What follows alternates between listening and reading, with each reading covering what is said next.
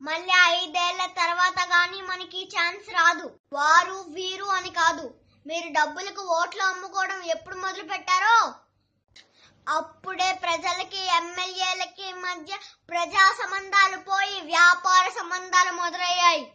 అలా కాకుండా కులం, మతం, డబ్బులు చూడకుండా ఫలానా వారిని గెలిపిస్తే మనకి సేవ చేస్తారు అని ఒక మంచి వ్యక్తిని ఎమ్మెల్యే చేసి అప్పుడు అతను మీకు సేవ చేయకపోతే చొక్కా పట్టుకొని ఎందుకు సేవ చేయట్లేదురా అని అడిగే హక్కు మీకు ఉంటుంది.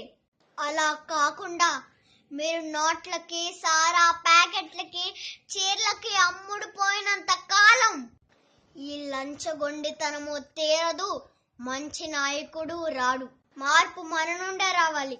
ఆలోచించండి. జై హింద్.